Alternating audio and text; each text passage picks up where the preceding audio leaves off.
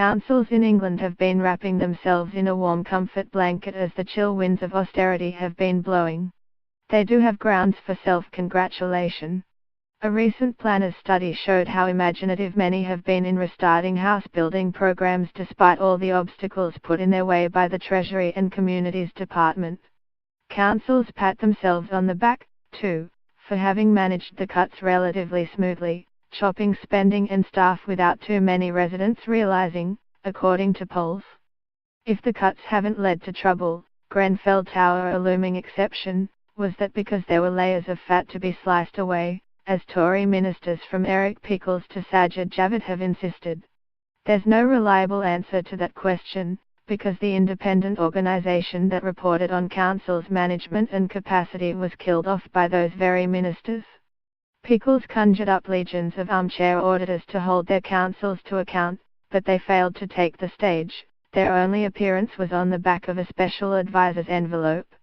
Councils have good reason to complain about the way George Osborne and now Philip Hammond have loaded the spending cuts on the municipal ledger, safely assuming they could shuffle the blame to councillors. But councils have had no recourse. They can point to no independent source of data and analysis to bear out their complaints. It gets worse. The government has actually degraded one mechanism that was supposed to convince the public that ministers' protestations were credible. Here comes the Commons Communities and Local Government Committee deploying, we have to hope, good evidence to lay bare its worries about the supervision of council operations. A few years ago, much hope was invested in local overview and scrutiny committees, islands of self-criticism and reliable honesty lodged inside the town and county halls. Remember that councils, including those run by Labour, endorsed the decision to abolish the Audit Commission.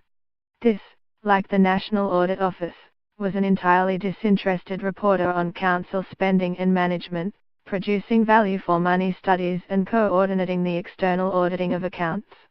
Its main device was to compare and contrast council performance so councils themselves could see how they were doing.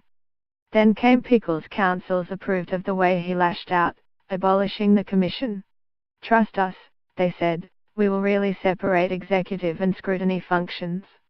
So no audit commission to scrutinize, no thrusting, dedicated cadre of residents, and now, it turns out, no internal oversight. The Communities Committee says scrutiny is marginalized, too closely connected with council leadership and badly serviced by officers. The committee, led by Clive Betts, once leader of Sheffield Council, so hardly a catspaw of centralists, says it is imperative that all expenditure is considered carefully and its impact is measured.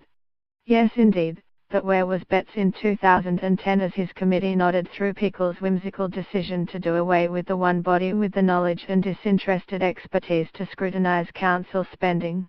Embarrassed, Betts and colleagues failed to discuss the audit function in councils, which is surely an essential element in scrutiny.